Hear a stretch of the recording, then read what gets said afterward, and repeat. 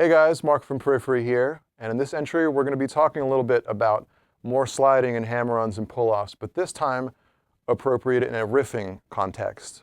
Earlier we went over this approach, but in more lead and soloing type of playing, and I actually find that this kind of approach can spice up your riff writing a lot, and in a lot of my writing in Periphery and Haunted Shores, I tend to, when I run into a wall, if I'm in one register, I'll slide out of it and basically play the same notes I was going to play, but in a different register, and then that will inspire different ideas.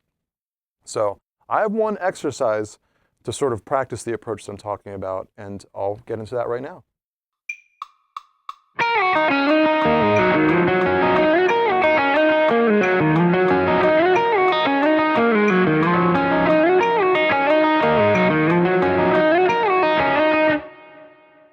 The lick is meant to have a very circular feel to it, and that is caused by the sliding up and down and the hammer-ons and pull-offs here. And I'll get into exactly what I'm doing there. The lick starts on the 7th fret, it slides down to the 3rd fret, and you pull off into an open string. So, and then normally I don't pick on the 2nd note because it's sort of meant to bleed into this 2nd note.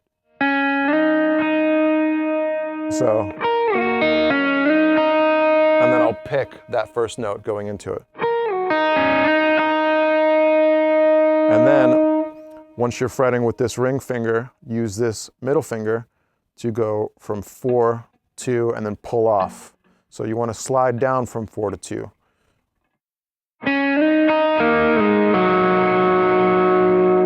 And remember to get everything sounding very even. That's the point here. I'm not playing it very fast because I want to focus on how even I'm playing it. After you pull off to the open 3rd string, you want to slide up from the 2nd fret to the 4th fret on the 4th string. And as soon as you do that, you're going to want to form a chord, and this is the chord.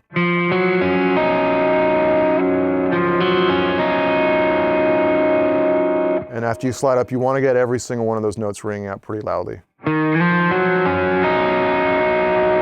And after that, slide up finally to end the lick from the 5th fret to the 8th fret, and then start over.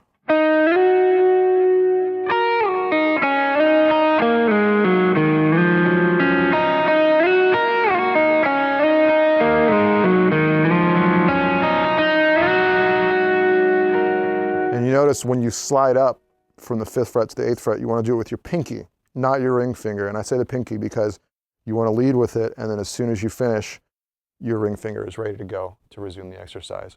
So do it to a slow click.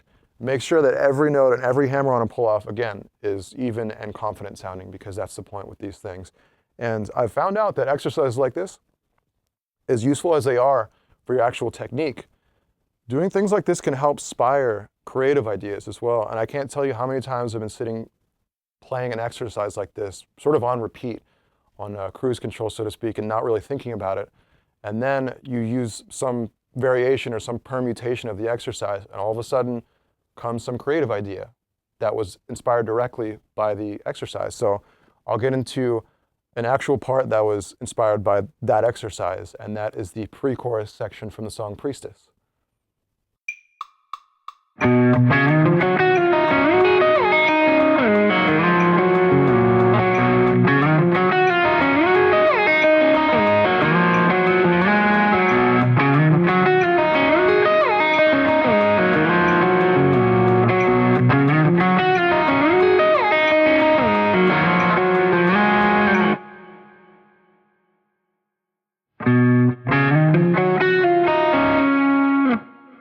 You're basically arpeggiating the 1st chord in the progression there.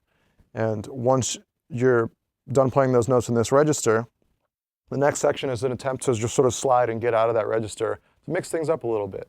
And from the 7th fret, you slide up to here, to the 12th and 10th frets to this chord. So that goes like this. And again, as soon as you slide back up, you slide it right back down. And again, that is part of what I'm talking about, implementing some factor of movement into the riff. As soon as you finish off this pattern,